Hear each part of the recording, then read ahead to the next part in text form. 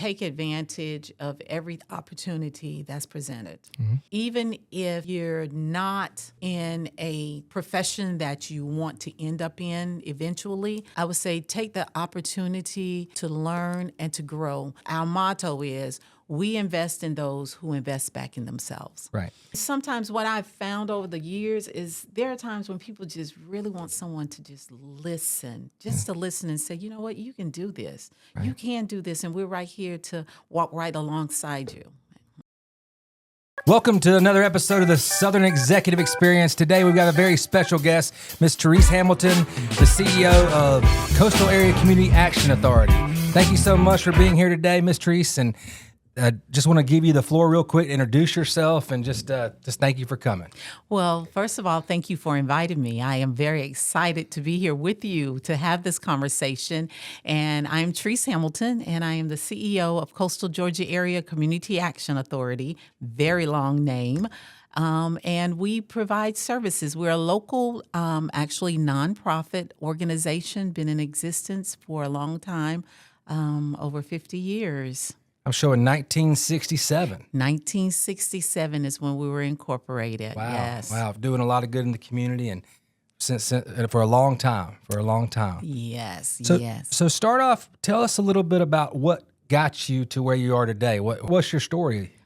Oh, wow. You know, that's quite interesting because I was actually born and raised right here in Brunswick, Georgia. Okay. Graduate of Brunswick High School back in 1981. That's a long time ago. Oh, man. Yes, back in 1981. And I went off to school, got married. My husband is retired from the Army. Okay. And so we, of course, moved off and have lived multiple places. And so I actually back in the probably maybe around about 1998, my mother was still here. And so she was in and out of the hospital. And so we were living at that time in Tulsa, Oklahoma. Okay. And so I was coming back and forth, checking on her. I'm an only child, so seeing about her. And so she had gotten to where she really needed to be with us. And so we went back I took her back to Tulsa with me for a little while, and she got better and wanted to come back. And for some reason, she thought someone was going to pick her house up and take it off and run off with it. But she came back, and then she got sick again, unfortunately. Oh. And so that time I came and I told her, I said, Mom, you're just going to have to come and stay with us until we, retire, until my husband retires, because he's from Camden County, Woodbine. Gotcha. And so during that time, it was interesting because my best friend from, for forever, I think we were pretty much, I think we were like born a couple of rooms apart in the hospital or something. We've been best friends just that long. Right. And she would tell me, your mother does not want to go out there to Oklahoma. She wants to stay here. So you need to move back. And at that time I said, well, I had a job. I had a really good job at the sheriff's office there. Mm-hmm. And I wasn't interested in moving back because we weren't going to retire back here. And so, but when I came back, I said, well, let me check and see what the job market is like in the area. Right. And I did. I went to the Department of Labor, and I started to see exactly what it was that was out there. And I happened upon a position with Coastal that they were advertising for a planner, which was what I was doing at the time at the sheriff's office. Right. And so I put in my resume, not expecting anything from it, but I put in my resume just because, so I could satisfy my mother and say, Mama, I looked for a job. I did. I really did. Right. And so from there, I got an interview with the former executive director who was my mentor, Mr. Leonard Dawson, and it's been pretty much history since then. I started, and I didn't get the job as the planner. Right. I actually got the job. He offered me the job as his administrative assistant. Okay. And so from there is where it is how I got started here at Coastal. So you've worked your way up through different positions and all the way up to the the leader of the company. Yes, I That's awesome. did. I did. And what was so interesting is I had never heard of community action before starting to work here. Right. And it's actually, we're a network that's across the country, across all of the states, Puerto Rico, but I had never heard of it. Okay. Never heard of it. So it's a bigger organization than just you're connected nationwide. Yes, yes. Our network is nationwide. Oh, We were actually, Community Action came out of the Economic Opportunity Act of 1964 Okay. under Lyndon Johnson. So it was one of those programs. Awesome. And we've been around ever since. Growing and helping people and doing Yes. everything. And Yes. I'm just going to read y'all's mission statement real quick, if okay. you don't mind. Oh, okay. And, I just saw it. I really liked it. It was Coastal Georgia Area Community Action Authority promotes sufficiency and will strive to improve the quality of life of families throughout education, training, and comprehensive services and advocacy. Yes. I mean, that's a lot and that's powerful. Yes, we do. We try and work with what we do is we focus on the whole family. Right. We have a number of different programs. Okay. And, a lot of people say, oh, y'all do so much, you do so much. But we have, with all those different programs that we have, they're all intertwined in a way in which it works to help and assist the whole entire family. Because I have a saying is that you can't have, the mother comes with the child and the child comes with the mother, and you can't serve or work with one without doing the same for the other, because no matter how conducive the environment is in our Head Start early childhood education programs, Right. if the child is going back to a home that is, we have a parent that's concerned about that doesn't have a job or trying to get a job or needs to further their education, or they're concerned about their rents or lights, or they're living in a state of crisis, then it, the entire family can't thrive. Well, that's very unique, because I think you see a lot of organizations, they focus on one thing. And in that way, sounds like y'all do the whole picture, which helping the whole family is obviously going to help better than just a single issue. And what all do y'all do at what different departments do y'all have, and what different services do y'all provide? Okay, so we have our largest is our early childhood education division. Right. And that encompasses our Head Start program, our early Head Start program, and our pre-K services. And that particular program, we provide services in 9 counties, 9 of our coastal counties. Then we also have our weatherization services, which is much smaller, but I think it's so important because that particular program works. The majority of our recipients are elderly. Right. And we have seniors that are living in older homes that are not energy efficient. They find themselves with a high energy burden where they are actually paying out more money towards their heating or cooling costs. And with that, we have a team of wonderful guys who come in. They will do a full whole house energy audit, Right. to see where the energy is escaping from. And then from there, they will go in and they'll address those measures. And that's more, whether that is caulking, whether that is window replacement.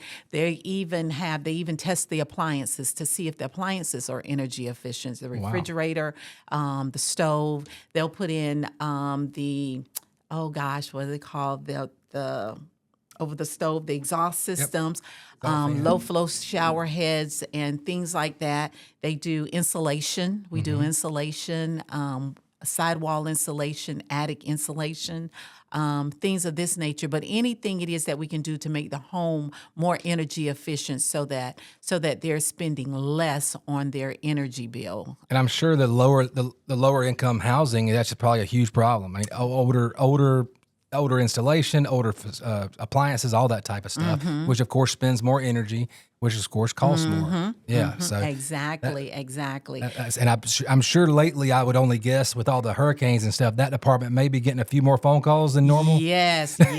Oh my goodness. Yes. It really and honestly, where people are, where they may have had some damages to their roof, even though we don't do the roofing portion of it, we do try our best to work with them in order to work with contractors to come in to assist us with that.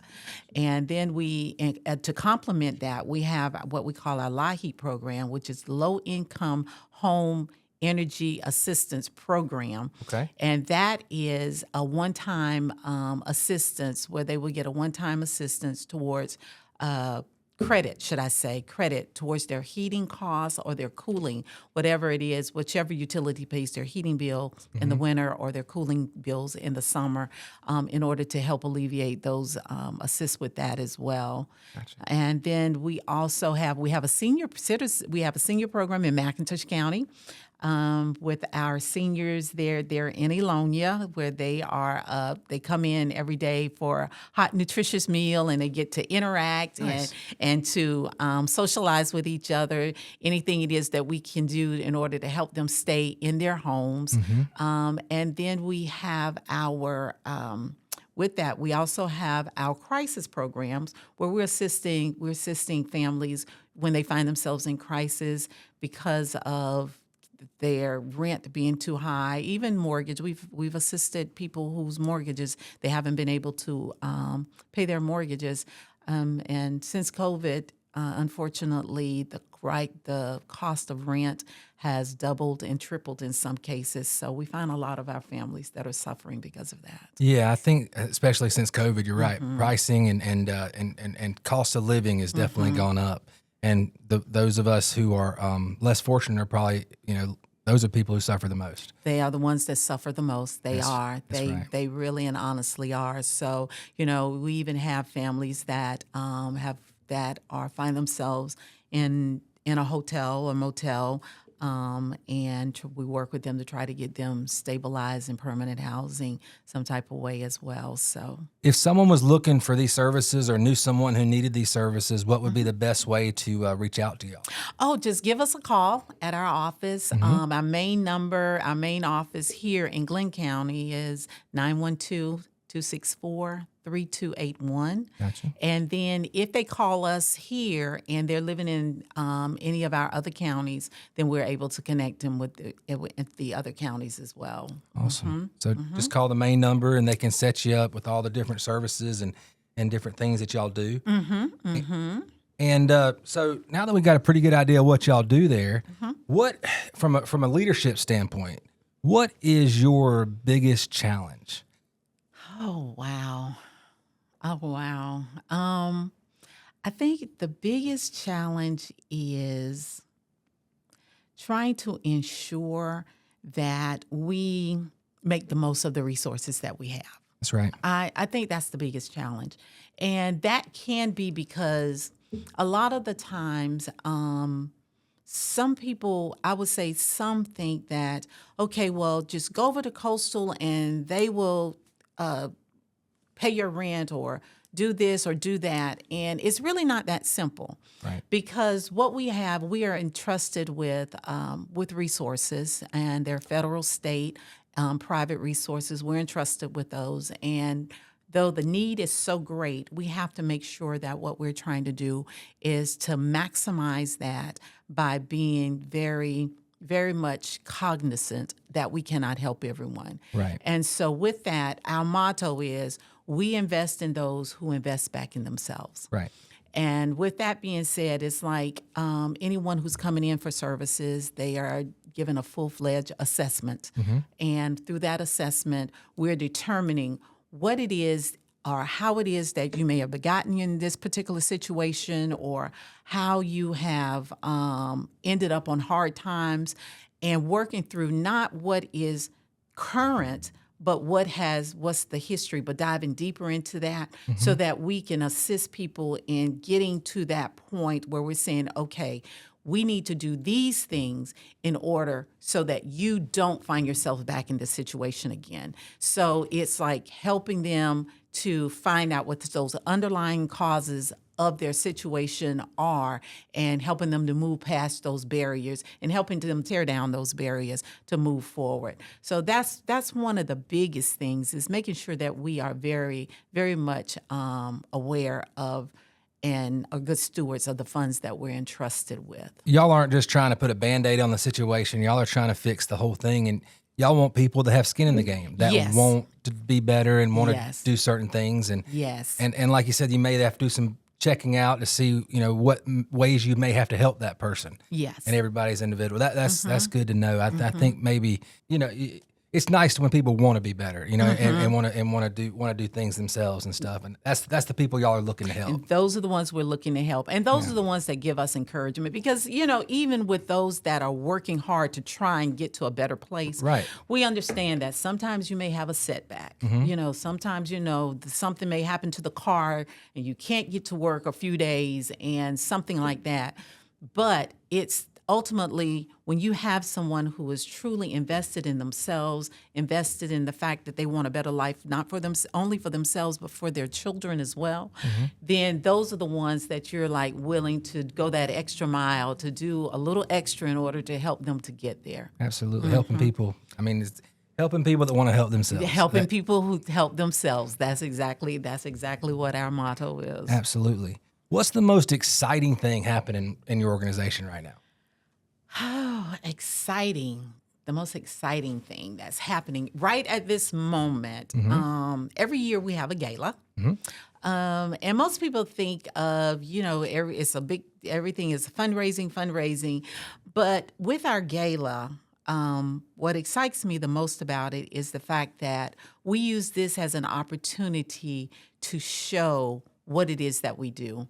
So we have families that we have worked with, either some of them have been over the years, some of them been for a short period of time, but we use that opportunity to showcase our families. And that really excites me because I'm like, you have someone who has come so far and who may, when you first met them, have thought that, oh my gosh, life is so bleak. It is just, I'm just not going to make it. I don't know what I'm going to do. But then they come through and they're at a point where they're like, I did this. Yeah. I did this, and I never thought I could do this. I never thought I would get to this point.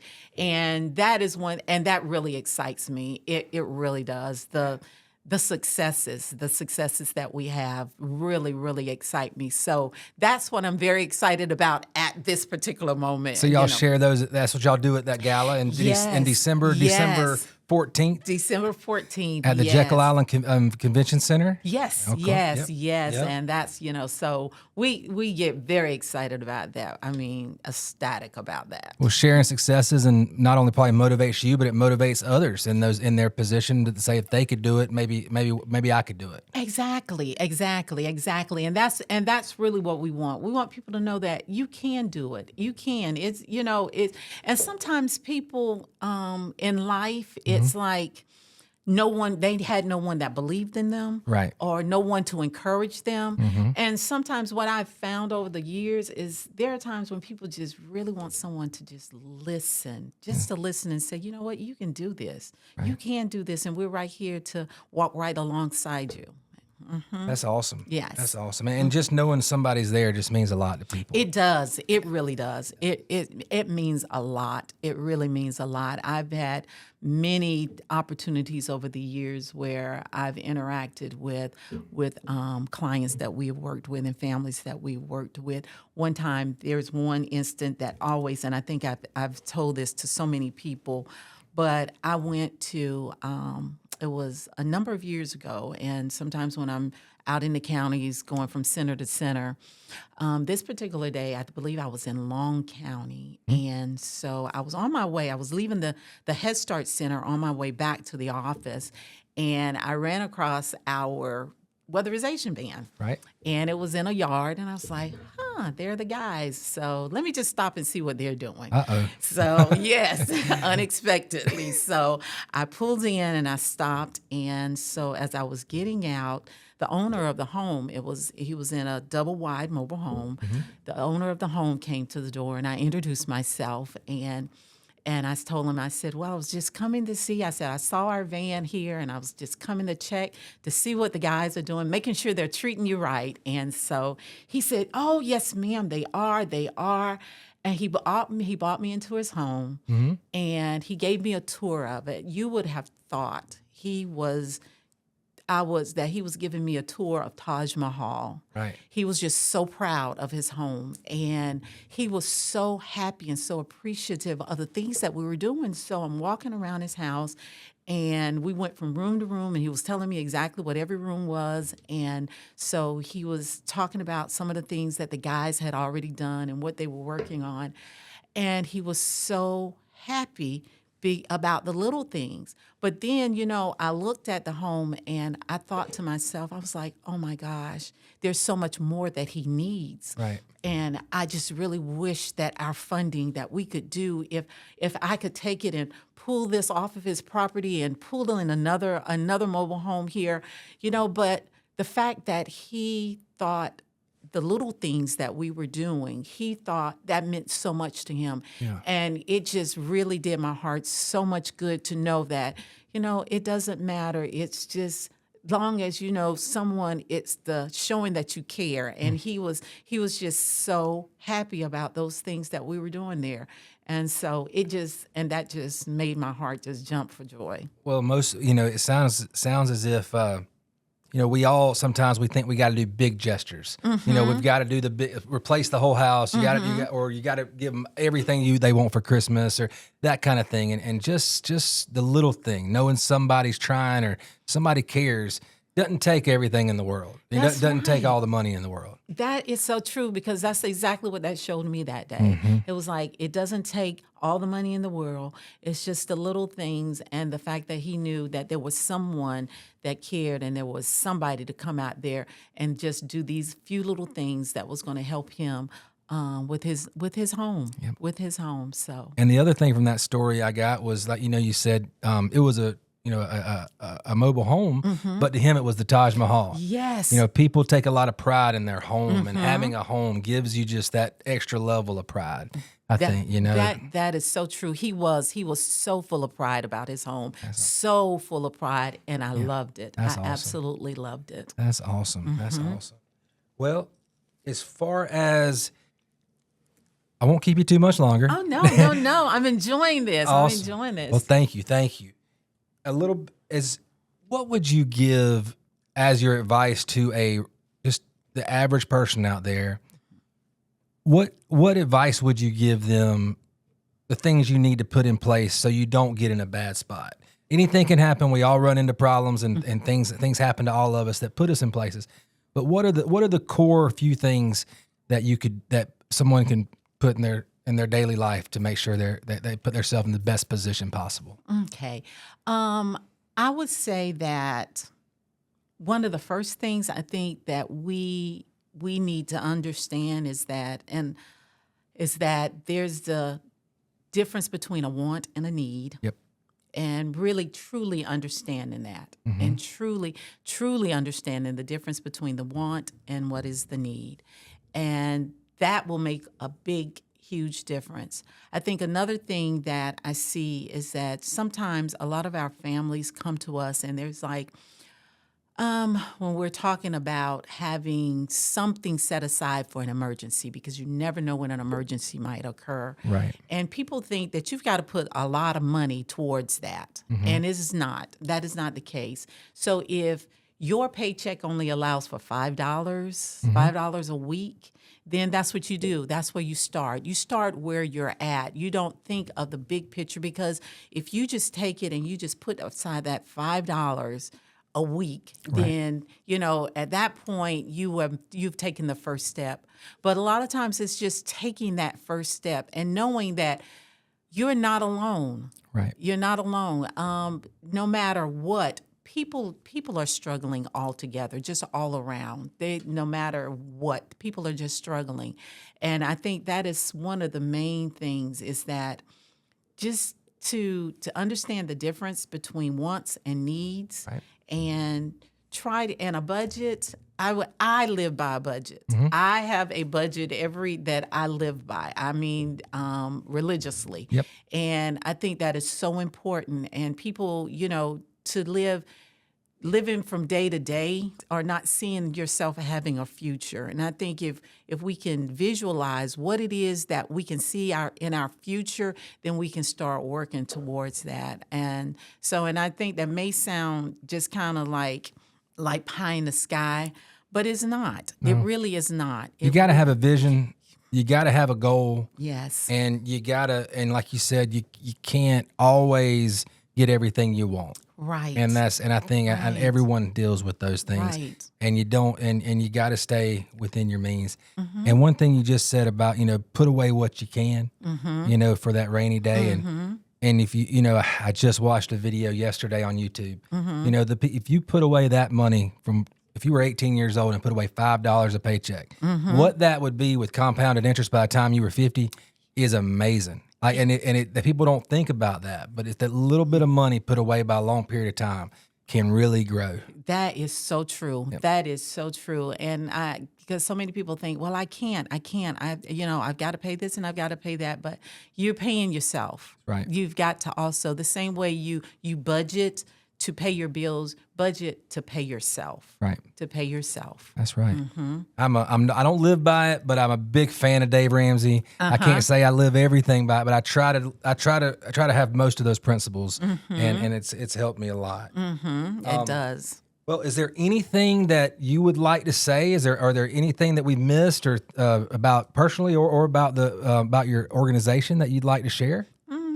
Well, I didn't talk much about our Head Start and our Early Head Start program. Well, let's talk I about did- that, I did yeah. not. I didn't say a whole lot about it because I think education is so important. Right. And so with our Early Head Start program, we actually start with pregnant moms, working with the moms, and so that they understand the importance of their doctor's appointments, the importance of preparing for your child's education before your child is even born, those types of things. And so that program is we start accepting the babies at 6 weeks of age, Okay. and they go up to age 3. And then once they turn 3, then they enter into our Head Start program. And so I think that is right now, post-COVID, we've had a lot to deal with our children. One of the things we've seen that is really breaking my heart is the fact that we have so many more children now that have so many different types of behavioral issues. Right. And we're seeing it as young as in our Head Start program, and I know that our school systems are seeing it as well. And so that is a challenge that I know that we as a community, we as a society, we have got to address because it's going to hurt us. It's hurting us now, and it's going to continue to hurt us. But And I'm sorry to cut you off there, but like kids on the spectrum, or it's more trauma, or is it a little bit of both? it's a little bit of both. Okay. It is a little bit of both. It really is. And with our program, one of the things that we're fortunate enough to be able to do is that we have a mental health piece as well, where we're able to work with mental health professionals to get children that we may start to see these behaviors manifest. We are able to get them observed. We're able to have them assessed early on, so that the mental health specialists can then start working with the parents, coming up with a plan for the parents in preparation. Because if we don't get it early, it, like I said, it's going to continue to manifest, and it'll move it with them into the school system, and that's not going to help our school systems either at all. Right. And so that is one of the things that we do, but we also. With our Head Start program, of course it is. And one thing I have to say is that a lot of people think that it is childcare, and it is not. It's early childhood education. They have a curriculum. Creative curriculum is the curriculum that we utilize. Our children are tested 3 times a year. They're tested when they come in at the beginning of the year. They're tested again in the fall. In the fall and in the spring, and then at the end of the school year to see how they progress.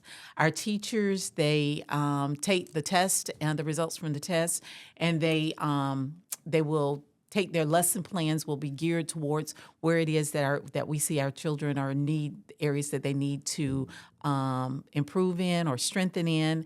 And so it is, I'm very, very happy I'm very proud of it. Head Yeah. Start is a proven program that's celebrating 60 years 60 years this year, Head Start. And y'all across have the Head Starts country. throughout all the counties y'all serve. All 9 counties that we serve, we have our Head Start program, and so it is. So that is one that particularly very, very, very much proud of. Very proud of the things we do with our little ones. Sounds like you should be. A lot of good Yes. things happening. And Yes. well, one last question for you. I'll always like to ask, what advice would you give your younger self? If you would starting things all over again, what advice would you give yourself, first job you're starting your first job? What would you tell yourself? I think I would tell myself to take advantage of every opportunity that's presented. Even if you're not in a profession that you want to end up in eventually, I would say take the opportunity to learn and to grow, because you can learn from anywhere, and those skills that you learn, that they will be universal no matter where you are. So always take an opportunity to be able to say, I am in a position, I may not be where I want to be right now, but I'm going to make the most of where I am at this time, because what I learn here, I'll be able to take with me. And no matter where you go, what job you go, what type of job, or wherever it is that you go in life, you're able to take that with you, because no one can take anything from you that you have learned. I like it. That's awesome. That's awesome. And I think that's a great place to leave this. And Ms. Hamilton, thank you so much for coming on. And if we can ever have you again back, if you ever want to come back again, you're more than welcome. Well, thank you so much for having me. I truly appreciate it, and I've had a wonderful time. Thank you so much. Everyone, thank you all for tuning in. Everybody have a great day.